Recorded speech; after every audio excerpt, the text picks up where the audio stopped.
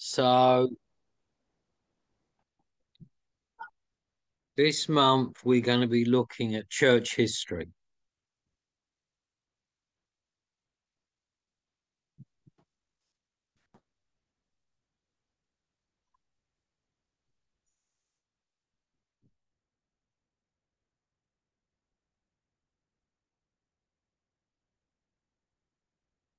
Brother Dongri is frozen. Yeah, the connection is not good. Yeah, he's perhaps he better be better off without picture.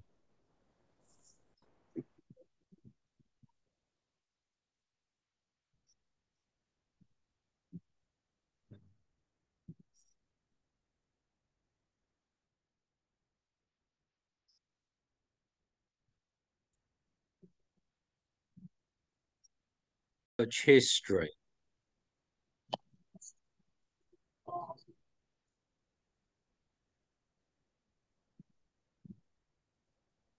You can start, Pastor. I already did. Brother Dongri, Yeah. this month we're going to be looking at church history. आणि या महिन्यामध्ये आपण मंडळीच्या इतिहासासंबंधी काही गोष्टी शिकणार आहोत. Right, Dr. Charles, go to slide 2, please. Thank you. Right, Brother Dongri, can you or somebody else open in prayer? या आपण प्रार्थना करू. सर्वसमर्थ परमेश्वरा, आजच्या सायंकाळी आम्ही तुझ्या दयासनासमोर येतो प्रभू. तुझं वचन शिकण्यासाठी सर्व विद्यार्थी तयार असताना प्रभू तुझ्या पवित्र आत्म्याच्या विषयी मार्गदर्शन आम्हाला कर.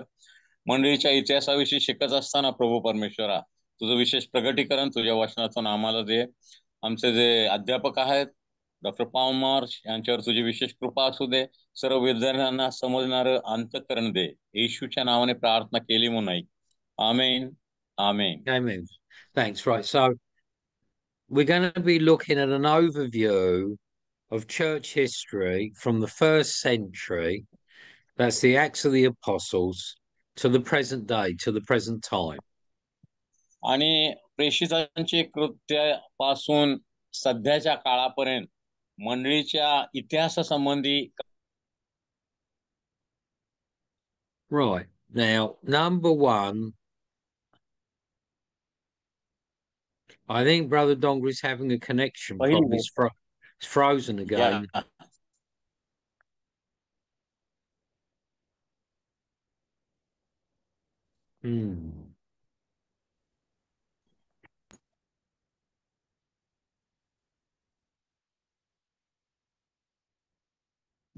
Continue, brother. Yeah, right. Number one, the first period is the Apostolic Age. That's from the Acts of the Apostles in the first century to the 5th century AD, Anno Domini.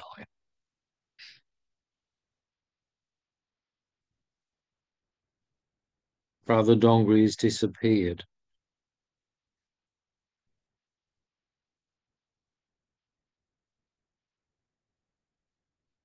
Dr. Charles.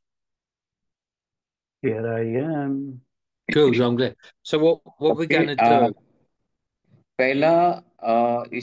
पहिल्या शताब्दीपासून 5व्या शताब्दीपर्यंत जे कालावधी आहे त्याला प्रेषितांचे काळ असं म्हटलं जाते चर्चच्या इतिहासाच्या विषयामध्ये.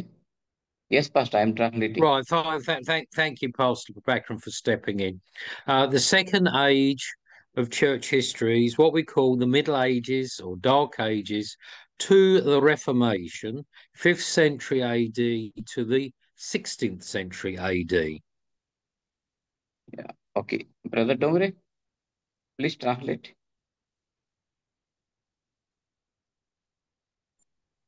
Hello. Can you hear me? Hello. Yes, yes, we can hear you. आणि 6व्या शतकापासून 16व्या शतकापर्यंत सुधारणावादी काळापर्यंतचा मिडल एजेस असं त्याला हा काळ संभवलेला आहे. Amen. Right, amen. Number 3, third period of church history is called the Reformation.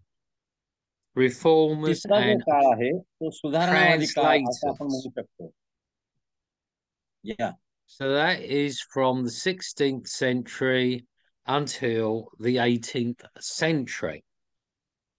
आणि 16व्या शतकापासून ते 18व्या शतकापर्यंत या 200 वर्षाच्या काळाला सुधारणावादी काळ असं आपण म्हणू शकतो. Fourth period of church history is the Great Mission movements. Great missionaries were in India like William Carey and Henry Martyn, 19th and 20th centuries. आणि विल्यम केरी, हेनरी मार्टिन यासारखे जे सेवेकरी होते यांचा हा कालावधी असा. Right, fifth period of church history is the revivals, 19th and 20th centuries. आणि 19व्या शतक आणि 20व्या शतक हे रिव्हायवल म्हणजे संजीवनाचं शतक असं आपण त्याला म्हणू शकतो. So this includes the Pentecostal movement in the 1900s and the charismatic movement in the 1970s. आणि यामध्ये 19व्या शतकातील पेंटिकॉस्टल मुवमेंट आणि कॅरिस्मॅटिक मुवमेंट यांचा देखील समावेश आहे. Right. Number 6, this is not a period of church history. This is for the students, Brother Dongri. What lessons have you learnt from every area, every different era? Era means period throughout church history. आणि हे जे 5 गट आपण पाहिले पहिल्या शतकापासून ते जवळजवळ 20व्या शतकापर्यंत त्या प्रत्येक काळाचं वैशिष्ट्य विद्यार्थ्यांनी लिहायचं आहे 5 पानापर्यंत. तुमच्या देशामधील किंवा तुमच्या भागामधील त्या काळामध्ये काय काय गोष्टी घडल्या यासाठी हा गृहपाठ विद्यार्थ्यांचा आहे. Right, at the end of today's class, what we're going to do, we're going to tell the students to write a paper. Now, this won't be immediately. This will be over the 4 or 5 weeks of this course. Write a paper of 5 pages on the church history of your country. And obviously, this country is India. Yeah.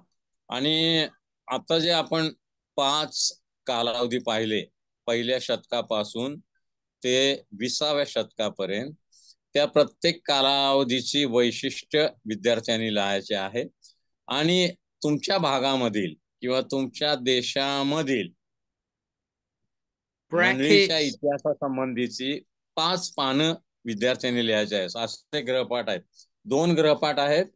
या 5 कालावधीमधील प्रत्येक कालावधीचं वैशिष्ट्य विद्यार्थ्यांनी लिहायचं आहे आणि दुसरा गृहपाठ आहे तुमच्या भागातील किंवा तुमच्या देशातील राज्यातील मंडळीचा इतिहास कशा प्रकारे घडला या संबंधी 5 पानं विद्यार्थ्यांनी लिहायचे आहेत. आमेन. Amen. Now, as you can see in brackets, similar to when remember when the students all did the presentation, PowerPoint, if that is possible for them to do that. आणि पॉवर पॉइंट मधून आपल्याला काही गोष्टी आम्ही शिकवण्याचा प्रयत्न करू जर शक्य असेल तर. Right, thank you. Dr. Charles, slide 3, please. Right. Who studies history? You've got the past and the future. History is the knowledge of and study of the past. It is the story of the past and a form of collective memory. History is the story of who we are, where we come from, and can potentially reveal where we are headed. आता इतिहासाचा अभ्यास कोण करू शकतो? भूतकाळात घडलेल्या गोष्टी आणि भविष्य काळात घडलेल्या गोष्टी.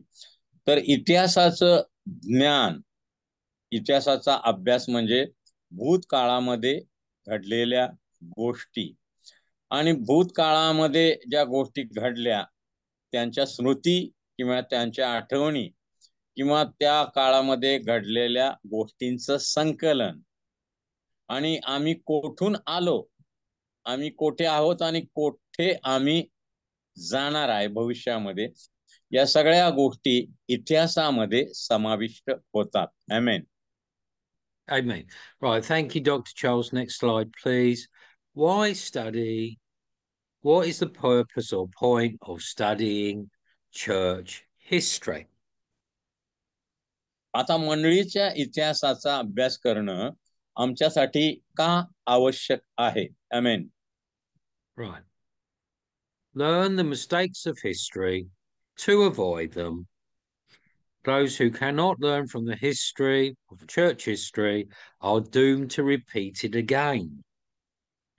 आणि मंडळीच्या इतिहासाचा अभ्यास यासाठी गरजेचा आहे की भूतकाळामध्ये मंडळीच्या इतिहासामध्ये ज्या चुका घडल्या त्या आम्ही पुन्हा करू नयेत, त्या चुका टाळाव्या. नाहीतर त्याद्वारे चुका जर आम्ही पुन्हा त्या केल्या तर मंडळीचं आणि देवाच्या राज्याचं नुकसान होऊ शकतं. आमेन. Discover our own roots. That's our Christian roots. The Restoration movement and the Vineyard.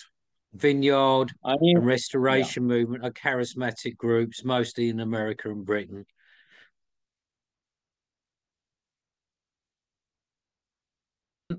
Vineyard's a group in California. ख्रिस्ती जीवन घडलेलं आहे. उदाहरणार्थ कॅलिफोर्निया येथील रिस्टोरेशन मुवमेंट किंवा पेंटिकॉस्टल मुवमेंट, या गोष्टींची आम्हाला माहिती व्हावी यासाठी आम्ही मंडळीच्या इतिहासाचा अभ्यास करणं गरजेचं आहे. आमेन. The Pentecostal movement, which is very big in a lot of parts of India, like the Assemblies of God, the Church of God, are very big in many states of India. आणि Pentecostal जी चळवळ आहे, अनेक भागामध्ये ही चळवळ पसरली आणि त्या Pentecostal चळवळीचा मोठा इतिहास आहे, आपल्याला माहिती आहे. आमेन. Avoid swinging the pendulum. What does the pendulum mean? It means going from one extreme to another. आणि मंडळीच्या इतिहासाचा अभ्यास करणं आमच्यासाठी गरजेचं आहे, यासाठी की घड्याळाचा जो लंबक असतो त्याप्रमाणे टोकाच्या भूमिका घेणं आमच्याकडून टाळलं जावं. आमेन. Examples, right, of going from one extreme to another, from the grace of God, to legalism, to laws. आता उदाहरणार्थ टोकाची भूमिका म्हणजे काय? काय काय मंडळ्या केवळ कृपेवरच अवलंबून राहतात. पूर्ण कृपा एक टोकाची भूमिका असते. काही मंडळामध्ये फक्त कर्मकांड किंवा नियमांनाच जास्त महत्व दिलं जातं. अशा टोकाच्या भूमिका घेणं जर टाळायचं असेल तर आम्हाला मंडळीचा इतिहास अभ्यासणं जरुरी आहे. आमेन. From doctrine to zeal and emotionalism. Now, some Christian groups are very much saying we've got to learn all the doctrines. And another extreme is some groups are very emotional. दुसरे टोकाच्या भूमिका काय आहेत? काही जे गट आहेत किंवा काही मंडळे आहेत ते पवित्र शास्त्रातील ती तत्व आहेत किंवा सिद्धांत आहेत त्याला सर्वात जास्त महत्व देतात. आणि काही ज्या मंडळ्या आहेत त्या सिद्धांतापेक्षा भावना आणि आवेश याला जास्त महत्व देतात. अशा टोकाच्या भूमिका जर आम्हाला टाळायच्या असतील तर मंडळीच्या इतिहासाचा अभ्यास आमच्यासाठी आवश्यक आहे. आमेन. Another extreme is from, let's put a heart up there again, heart asceticism. That means a strict way of life, to freedom. That means you all can do whatever you want to do. आणि दुसरी टोकाची भूमिका काय घेतली जाते की आम्हाला नियमाप्रमाणे सर्व गोष्टी करणं आवश्यक आहे, ही एक टोकाची भूमिका. किंवा आम्हाला कृपेमुळे पूर्ण स्वातंत्र्य आहे, आम्ही मंडळीमध्ये काहीही कसंही करू शकतो, अशा टोकाच्या भूमिका जर आम्हाला मंडळीमध्ये टाळायच्या असतील तर आम्हाला मंडळीचा इतिहास अभ्यासणं गरजेचं आहे. आमेन. Right, examples of heart asceticism, thank you, Dr. Charles, is a monastery. And the other extreme is you all can do whatever you all want to do. आणि दुसरी एक टोकाची भूमिका आहे, म्हणजे नियमानुसार सर्व कामकाज मंडळीतलं झालं पाहिजे असं मानणारे एक गट आहेत किंवा काही मंडळ्या आहेत. आणि काही मंडळ्या आमच्यावर कृपा करण्यात आलेली आहे, म्हणजे आम्हाला स्वातंत्र्य आहे, आम्ही कसंही काहीही करू शकतो असंही मानणारे आहेत. अशा टोकाच्या भूमिका आम्हाला टाळायला हव्यात. आमेन. Right. This is part of the overview, Brother Dongri, a timeline of church history. आता मंडळीच्या इतिहासाची टाइमलाईन किंवा काळ रेषा या ठिकाणी दाखवण्यात आलेली आहे. We already mentioned the first century, that is the Acts of the Apostles, or as they call it, the Apostolic Age, to the 5th century AD, Anno Domini, in the year of our Lord. पहिला जो भाग आहे यामधील प्रेषितांच्या काळापासून, म्हणजे प्रेषितांची कृत्येपासून पहिल्या शतकापासून ते 5व्या शतकापर्यंत त्याला प्रेषितीय मंडळी हा काळ आहे असं मानलं जातं. इसवी सन 1 ते इसवी सन 500 या 500 वर्षाचा कालावधी प्रेषितीय मंडळीचा कालावधी मानला जातो. आमेन. Amen. Thanks, Brother Dongri. From the 5th century, next period of church history, from the 5th century AD to, well, it says 1,000 years, but the reality is the 15th century AD is what we call the medieval or the Roman Catholic Church. आता इसवी सन 500 पासून इसवी सन 1500 पर्यंत जवळजवळ 1000 वर्षाचा कालावधी मेडिव्हल मंडळी किंवा रोमन कॅथोलिक मंडळीचा कालावधी असा मानला जातो. हा जवळजवळ 1000 वर्षाचा कालावधी आहे. रोमन कॅथोलिक मंडळी इसवी सन 500 ते इसवी सन 1500 पर्यंत. आमेन. And which historians, even secular historians, call the Dark Ages because there was very little gospel activity for that 1,000-year period. आणि या 1000 वर्षाच्या कालावधीलाच अंधकाराचा कालावधी असंही पवित्र शास्त्राचे अभ्यासक मानतात. कारण या 1000 वर्षाच्या कालावधीमध्ये सुवार्ता प्रसार अजिबात किंवा फारसा झाला नाही. सुवार्ता जणू काय रोमन कॅथोलिक यांच्या नियमामध्ये किंवा मंडळांमध्ये बंदिस्त होती. तिचा जगामध्ये बाहेर फारसा प्रसार झाला नाही. आमेन. Right, then from the 15th century till 16th and 17th centuries, it's sort of an overlapping period of time, we have the Reformed Church, or what we know as the Reformation period. या आता इसवी सन 1500 ते 2000 हा 500 वर्षाचा कालावधी reformed church म्हणजे सुधारणावादी मंडळी असं याला आपण संबोधू शकतो. आमेन.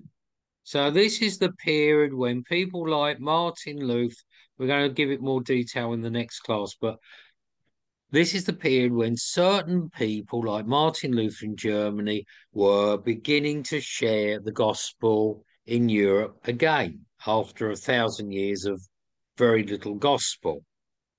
आणि 1000 वर्षाच्या अंधकाराच्या साम्राज्यानंतर मार्टिन लुथर सारखे जे देवाचे सेवक उदयास आले, त्यांनी मग सुवार्ता प्रसारास जोमानं युरोप खंडामध्ये सुरुवात केली आणि या पिरियडला सुधारणावादी मंडळीचा काळ असं संबोधलं जातं. इसवी सन 1500 ते इसवी सन 2000 पर्यंत. Next slide, please, Dr. Charles. Right. Now, Brother Dongri, could you please, in their Bibles, get the students to follow this? Could you please read Acts chapter 1, verses 7 and 8? Acts chapter 1, verses 7 and 8. प्रेषितांची कृत्ये 1, 7 आणि 8 आपण वाचूया. तो त्यांना म्हणाला, जे काळ व समय पित्याने स्वतःच्या अधिकारात ठेवले आहेत ते जाणणे तुम्हाकडे नाही, परंतु पवित्र आत्मा तुम्हावर येईल तेव्हा तुम्हाला सामर्थ्य प्राप्त होईल आणि यरुशलेमेत, सर्व यहुदिया, शोमरोनात व पृथ्वीच्या शेवटापर्यंत तुम्ही माझे साक्षी व्हाल. Amen. Amen. So what we're going to do, Pastor Dongri, is this is the simple overview of what we're going to be looking at in the next 4 weeks with the students, and that is the gospel going to see went from Jerusalem, Judea, Samaria, and even to the remotest parts of the world. आणि या वचनामधून आम्ही काय पाहतो? सुवार्तेचा प्रसार कसा कसा होत गेला. सुरुवातीला यरुशलेमेत, नंतर शेजारच्या यहुदिया, नंतर दुर्लक्षित प्रांत शोमरोनात आणि पृथ्वीच्या शेवटापर्यंत असा सुवार्तेचा प्रसार होत गेला. Amen. So the gospel, as we see in Acts chapter 2, the Church of Jesus was born in the first century on the day of Pentecost in Acts chapter 2. आणि प्रेषितांच्या कृत्याच्या दुसऱ्या अध्यायामध्ये आम्ही वाचतो की ज्या वेळेला माडीवरच्या खोलीमध्ये 120 जण प्रार्थना करत होते प्रभू येशूने आज्ञा दिल्याप्रमाणे, त्यावेळेला पेंटिकॉस्टच्या दिवशी 50व्या दिवशी पवित्र आत्मा त्यांच्यावर उतरून आला आणि ते पवित्र आत्म्याने बोलले, अन्य भाषेमध्ये बोलू लागले. Amen. So during the first century, we see the rapid growth of the church from Jerusalem, so then Judea and Samaria. आणि मग पहिल्या शतकापासून आपण पाहतो की सुवार्तेची किंवा मंडळीची वाढ कशी होत गेली. येरुशलेम, नंतर यहुदिया, नंतर शोमरोन आणि मग पृथ्वीच्या अंतापर्यंत सर्व जगभर. Amen. Amen. Thanks. So 2 of the apostles went to India, Thomas and Bartholomew. आणि भारतामध्ये देखील थोमा येशूचा जो शिष्य होता तो दक्षिण भारतामध्ये आला आणि मग दक्षिण भारतामध्ये सुरुवातीला प्रभू येशूची सुवार्ता सांगण्यात आली. अनेक जणांनी त्या सुवार्तेचा स्वीकार केला आणि भारतामध्ये मंडळीची सुरुवात दक्षिण भारतामध्ये झाली. Amen. Early church planters. सुरुवातीच्या काळामध्ये ज्यांनी मंडळांची स्थापना केली जगामध्ये वेगवेगळ्या देशामध्ये, त्यांची नावं याप्रमाणे आहेत. That is the early church fathers that shared the gospel or planted churches in the known world of that time. आणि त्या काळच्या जगामध्ये अनेक देवाच्या सेवकांनी किंवा प्रेषितांनी सुवार्ता प्रसार केला आणि जगामधील अनेक देशामध्ये मंडळांची स्थापना केली. Amen. Bartholomew went to Armenia, Andrew went to southern Russia and Ukraine, But Thomas went to Persia, that's the modern country of Iran and India. Matthew went to Ethiopia, James the Younger to Egypt, Jude to Assyria and Persia, Iran. Mark, brackets, not the apostle, went to Alexandria, that's Egypt. Peter to Babylonia, that's modern Iraq, or the name for Rome. आणि हे जे अनेक देवाचे सेवक आहेत, बर्थोलिमिया याने Armenia देशामध्ये सुवार्ता प्रसार केला, मंडळांची स्थापना केली. अँड्र्यू जो होता त्यानं रशियामध्ये, युक्रेनमध्ये सुवार्ता प्रसार केला, मंडळे रोपण केलं. थोमा हा पर्शिया आणि भारतात आला, तिथं त्यानं सुवार्ता प्रसार केला, मंडळांची स्थापना केली. मत्ते जो होता तो इथिओपिया, याकोब जो होता त्यानं मिसर देशामध्ये, यहुदानं असेरिया आणि पर्शिया. मार्क हा मार्क प्रेषित मार्क नव्हे, दुसरा मार्क आहे, तो अलेक्झांड्रिया देशामध्ये गेला, तिथं त्यानं सुवार्ता प्रसार केला, मंडळी रोपण केलं. आणि पेत्र याने बॅबिलोनिया या ठिकाणी सुवार्ता प्रसार केला. असे हे सुरुवातीच्या काळातील सुवार्ता प्रसार करणारे आपण सुवार्तेचे पितामह असं त्यांना म्हणू शकतो. आमेन. Fine, thanks, Pastor Dongri. Could Dr. Charles, the next slide, please? Right, after the apostles, now let's just tell students, the Bible commentators say the apostolic age was what we've already mentioned, Acts 2, the day of Pentecost, until the end of the first century. That is the apostolic age. आणि प्रेषितांचा जो कालावधी आहे किंवा प्रेषित पितामह यांचा कालावधी आम्ही पाहतो, तो जवळजवळ इसवी सन 95 ते 105 या कालावधीमध्ये असा त्याचा संबोधलं जातं. आमेन. Right, amen. Thanks, Pastor Dongrit. Right, so we're going to look at now the 2nd and 3rd century AD after the apostles, that is, after the apostolic age. आणि प्रेषितांच्या कालावधीनंतर दुसऱ्या आणि तिसऱ्या शतकामध्ये स्वार्थ प्रसार किंवा मंडळी रोपण कशा प्रकारे करण्यात आलं याचा आपण अभ्यास करणार आहोत. Dr. Charles, can we go back to the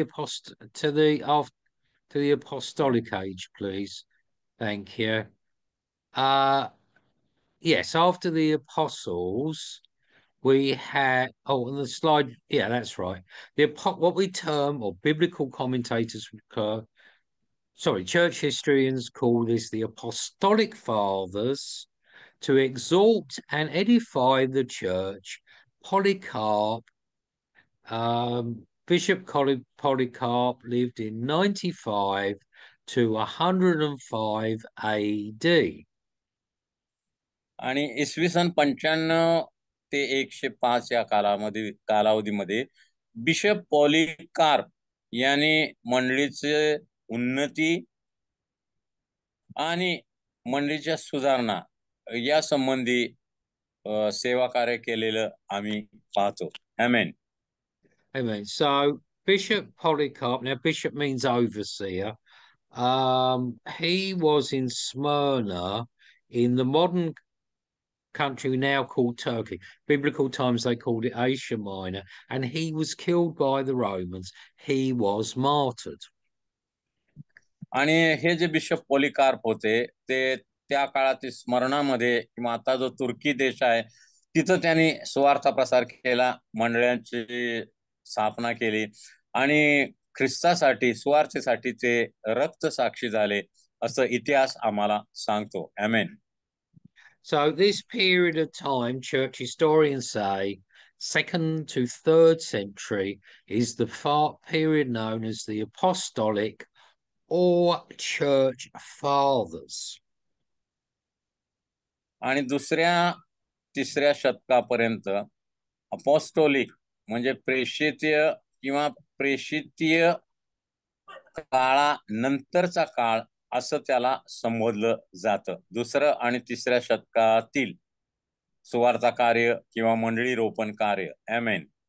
Amen. Thanks. Apostolic or apostolic fathers was the period from 95 to 105 AD. आणि 95 ते 105 वर्षांचा कालावधी हा पोस्ट अपोस्टोलिक म्हणजे प्रेषितांच्या कालावधी नंतरचा कालावधी असं मानण्यात येतं. आमेन. Right, next is the apologists, and the period is 140 to 200 AD. आणि 140 ते 200 वर्षाचा कालावधी अपॉलॉजिस्ट म्हणजे विश्वास समर्थकांचा कालावधी असं आपण त्याला संबोधू शकतो किंवा मानू शकतो. विश्वास समर्थक. Sorry. Yeah. So Pastor Dongri, just to tell the students, this is based, if you want to look quickly, please, 1 Peter chapter 3 and verse 15. 1 Peter 3 and 15 in Marathi, please. Yeah. पहिले पेत्र याचा 3रा अध्याय आणि 15 वचन वाचू आपण. पहिले पेत्र 3:15. तर ख्रिस्ताला प्रभू म्हणून आपल्या अंतःकरणात पवित्र माना आणि तुमच्या ठाई जी आशा आहे तिच्याविषयी विचारपूस करणाऱ्या प्रत्येकाला उत्तर देण्यास नेहमी सिद्ध असा, तरी ते सौम्यतेने व धीरस्थपणे द्या. आमेन. Amen. Thanks, Pastor Dongri. So, in the original Greek, it's apologia, from which we get the English word apology. आता मूळ जो शब्द वापरलेला या ठिकाणी तो अपॉलॉजिया असा आहे. त्यापासून अपॉलॉजिस्ट म्हणजे आपल्या विश्वासाचं दृढपणे समर्थन करणारे असं आपण त्यांना म्हणू शकतो. आमेन. It's not like the modern interpretation, I apologize, like it says in the dictionary, that means I say sorry for something. What apology means in the early church was they were defenders of the faith. या आणि आपण सर्वसाधारण इंग्रजीमध्ये apology म्हणजे क्षमा मागणं, माफी मागणं असं समजतो. त्या अर्थानं हा शब्द नाही. हा जो अपॉलॉजी शब्द आहे म्हणजे आपला जो विश्वास आहे त्याचं दृढपणे खात्रीपूर्वक समर्थन करणं हा तो शब्द आहे. विश्वासाचं समर्थन, क्षमा मागणं असा त्याचा अर्थ नव्हे. आमेन. Amen. Thanks. So later on, you will be doing a whole course on the great subject of Christian apologetics. आणि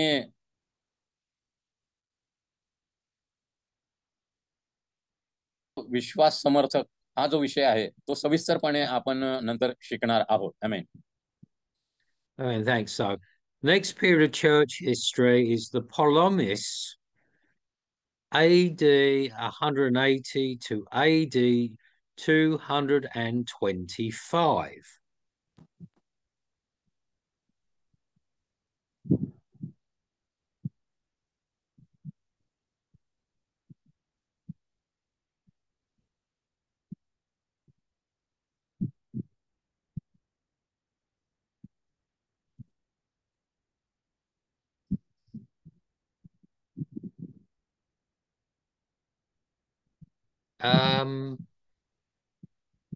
Pastor Prabhakan. Hello. Yeah. Is Pastor Dongri with us? I can't see, brother. All I can see is myself and the PowerPoint. I think. If he's having a Hello, connection can you hear me? problem, we've only Yeah. got. Yeah, we can is hear. it- We can hear. He's back. Yeah. Well, let's go over where we're. Oh, yes. Ptolemies. The next bit of church history is called the Ptolemies, AD 180 to AD 225. आणि पुढचा जो काळ आहे तो पॉलिमिस्ट हा काळ इसवी सन 180 ते 225 या कालावधीमध्ये. आमेन. Right, amen. Thanks, Pastor Dongri. That is, what does polemists mean? The one who asks questions about other faiths. आणि इतर विश्वासासंबंधी प्रश्न विचारण्याचा कालावधी असं याला आपण संबोधू शकतो. इतर जे विश्वास आहेत त्या संबंधी प्रश्न विचारणे या कालावधीमध्ये लोकांनी सुरू केलं. Gotcha.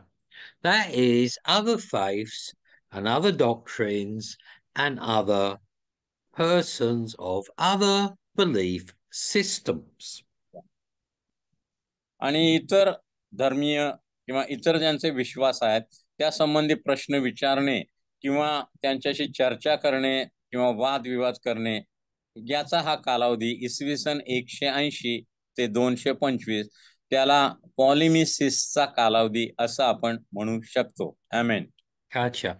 A person who engages in controversial debates.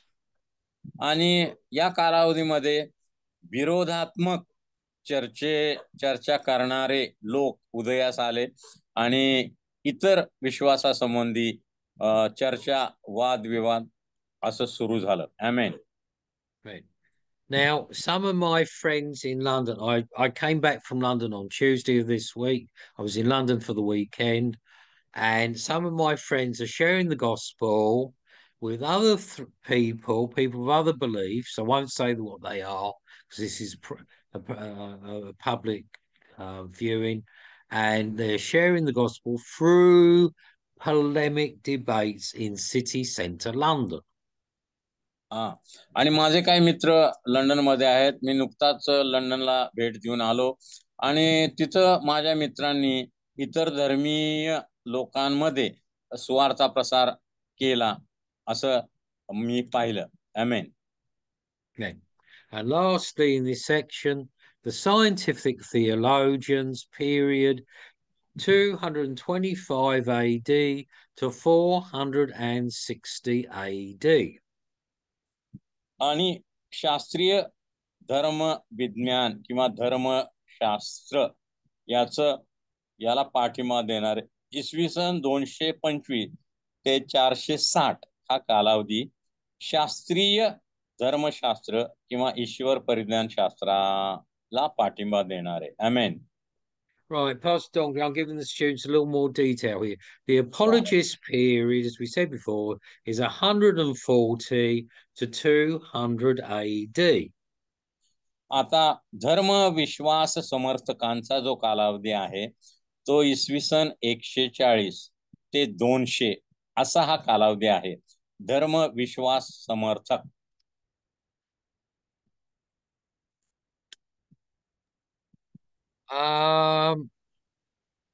Hello, we lost connection. Yeah, I can hear you. Oh, sorry, Pastor. I came and went for a few seconds. Right, let's go over this again. We've explained already what the apologetics, the great study of apologetics is. The purpose is to defend the faith. आणि अपॉलॉजिस्ट किंवा धर्म समर्थकांचा हेतू काय आहे की आपला जो विश्वास आहे त्याचं योग्य प्रकारे समर्थन करणं, योग्य प्रकारे तो दुसऱ्याला सांगणं. आमेन. So we're going to share with the students the names of some of the early church fathers of this period. Justin, who was a martyr, Titan and Tertullian. आणि सुरुवातीच्या काळामधील हे विश्वास समर्थक जे सेवक होते, सेवेकरी होते, जस्टिन मार्टिन किंवा टॅटियन किंवा टर्टुलियन हे त्या काळातील प्रसिद्ध सेवेकरी किंवा सुवार्तिक त्या काळामधील होते. आमेन. Right, heretical groups in this time, this being the second into the 3rd century, heretical groups, that is the false teaching during this period of time. आणि दुसऱ्या आणि तिसऱ्या शतकामध्ये मंडळांमध्ये खोटं शिक्षण देणारे काही गट तयार झाले, ज्यांनी कट्टरपंथी शिक्षण देणं सुरू केलं. Amen. There were two main heresies even in the first and second centuries: Ebionism and Gnosticism. आणि त्यातले दोन महत्वाचे गट आहेत जे खोटं शिक्षण देणारे, एबेनोनिझम आणि नॉस्टिसिझम. हे दोन गट मंडळांमध्ये खोट्या शिक्षणाचा प्रसार करण्यास Now, Gnosticism is त्याने from the दुसऱ्या Greek आणि word. तिसऱ्या शतकामध्ये सुरुवात केली. Amen. Thanks, yeah. So Gnosticism is from the Greek word for knowledge.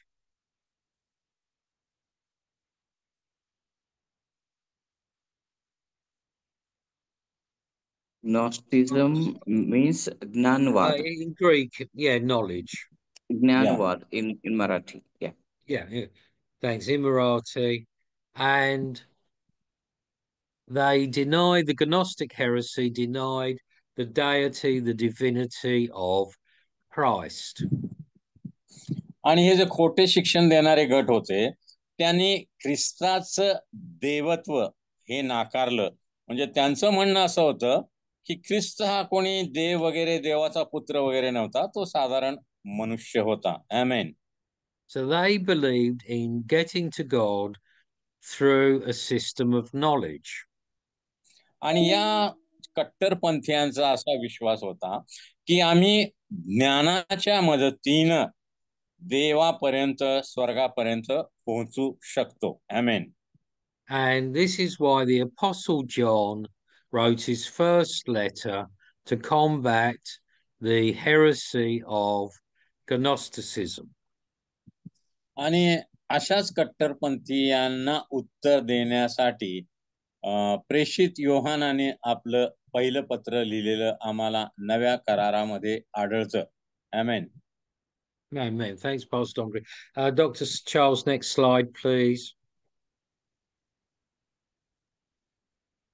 Right, early schisms. Schism is the term for splits, early splits or schisms, and heresies. Heresies is incorrect teaching.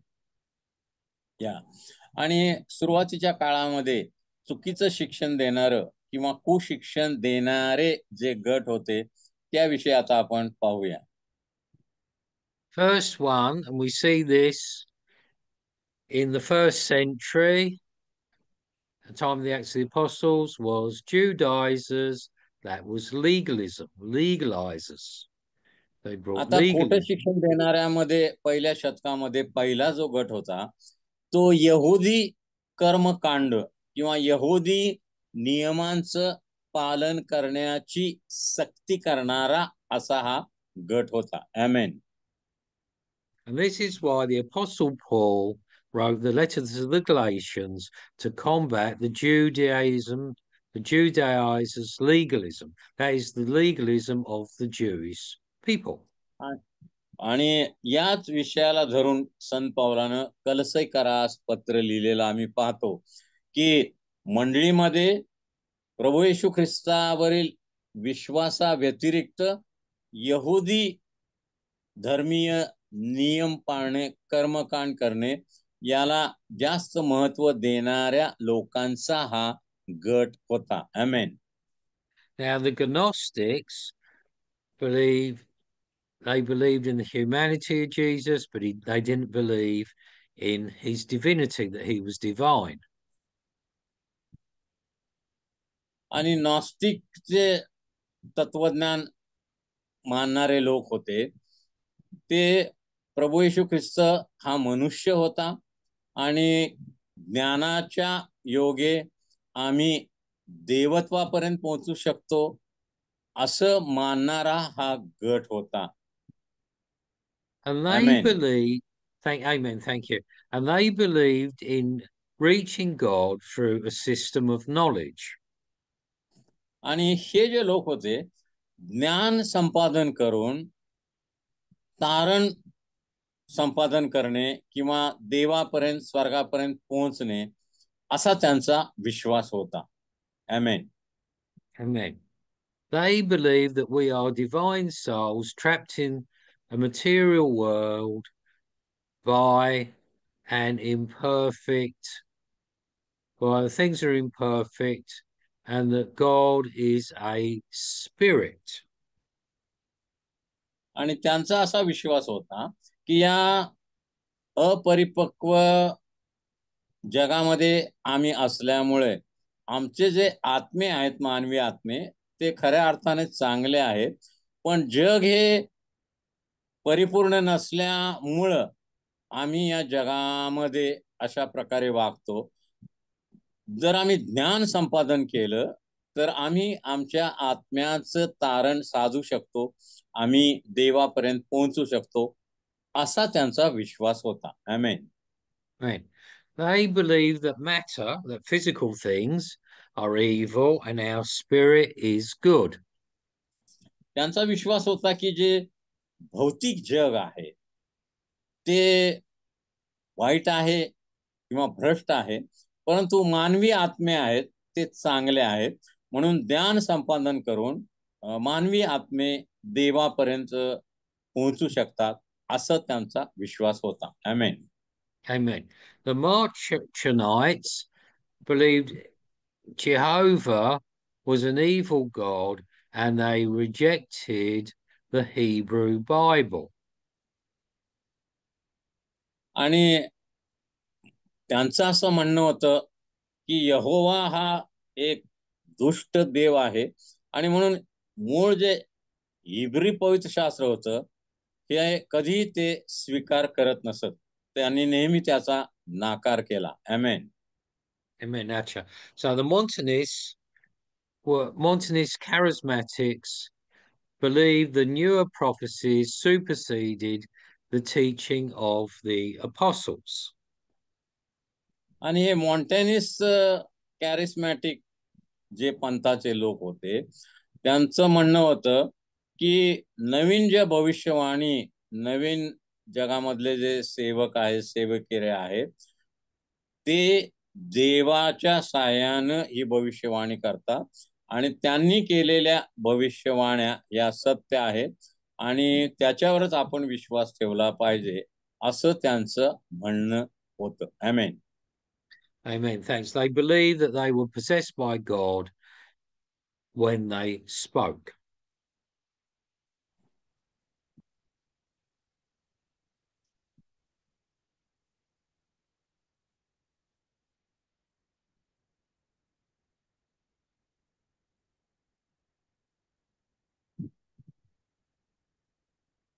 Hello. Praise the Lord. Praise the Lord, Brother Dongri. They believed they were possessed by God when they spoke. आणि त्यांचं असं म्हणणं होतं की ज्या वेळेला हे नवीन भविष्यवक्ते आहेत ते बोलतात किंवा भविष्यवाणी करतात, त्यावेळेला देव त्यांचा ताबा घेतो, म्हणजे देवच या भविष्यवक्त्यांच्या द्वारे बोलतो, असा त्यांचा विश्वास होता. आमेन. Next slide, please, Dr. Charles.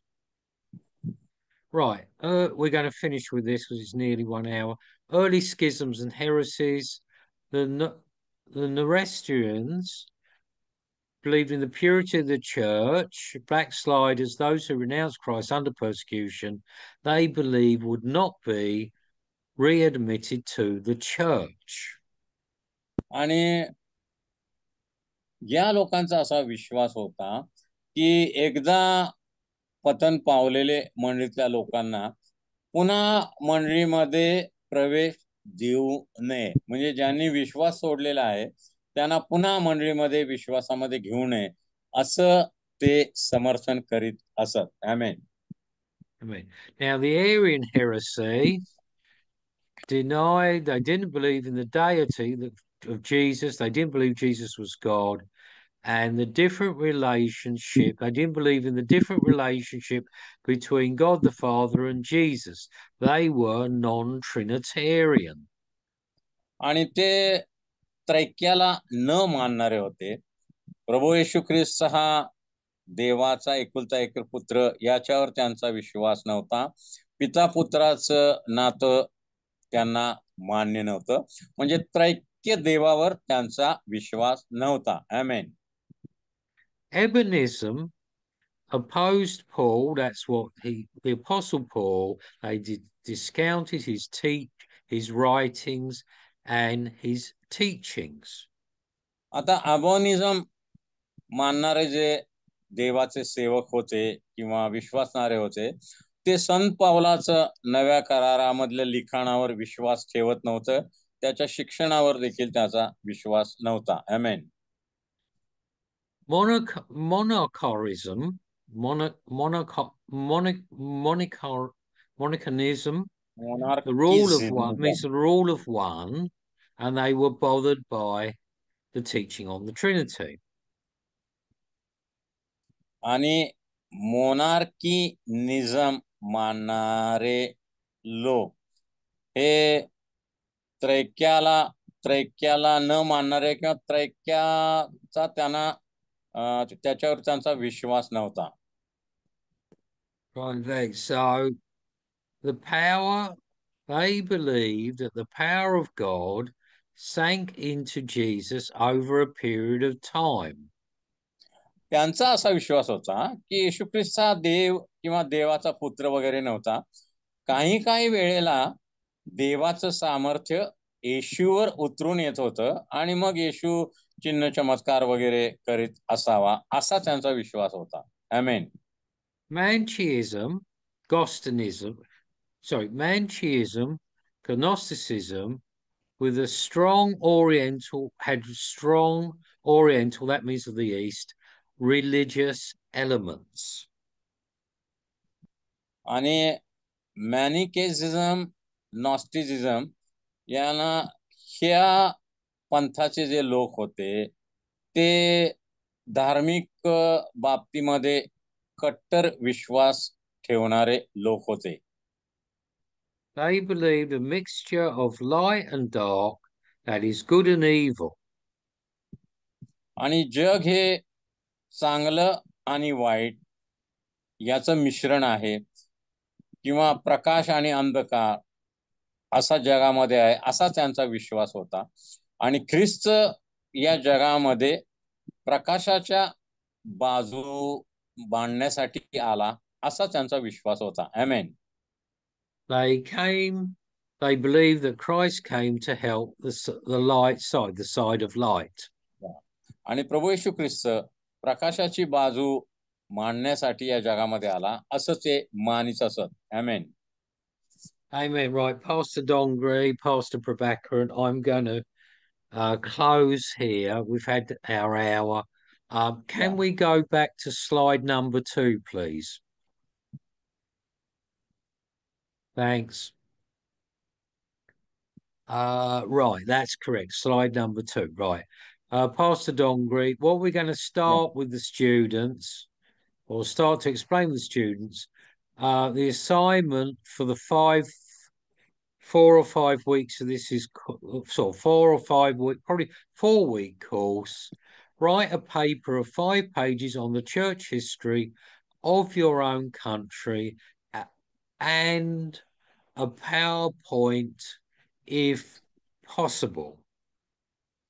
आणि विद्यार्थ्यांसाठी गृहपाठ आहे तुमच्या भागातील मंडळीचा इतिहास, म्हणजे तुमच्या भागामध्ये कशा प्रकारे सुवार्ता प्रसार, मंडळी रोपण झालं या संबंधी 5 पानं विद्यार्थ्यांनी लिहायचे आहेत. आणि शक्य असेल तर प्रत्येक पॉवर पॉइंटचं थोडक्यामध्ये सारांश लिहायचा आहे. विद्यार्थ्यांची गृहपाठ आहे की तुमच्या भागातील ज्या मंडळीचे तुम्ही सभासद आहात, या मंडळीमध्ये तुम्ही उपासनेला जाता, त्या मंडळीचे रोपण कशा प्रकारे झालं, मंडळीची सुरुवात कशा प्रकारे झाले या संबंधी 5 पानं तुम्हाला तुमच्या मंडळीच्या इतिहासासंबंधी लिहायचे आहे. आणि जे पॉवर पॉइंट्स आतापर्यंत आजच्या वर्गामध्ये दाखवण्यात आले, शक्य असेल तर थोडक्यामध्ये प्रत्येक पॉवर पॉइंटचा सारांश लिहायचा आहे. आमेन. Amen. Thanks. So, Pastor Prabhakaran and Dr. Charles, do you want to say anything? Perhaps we could close the PowerPoint, please. Pastor Prabhakaran and Dr. Charles, would you like to share anything about the there we are, yeah. Would you like to share anything about the paper the students have to do?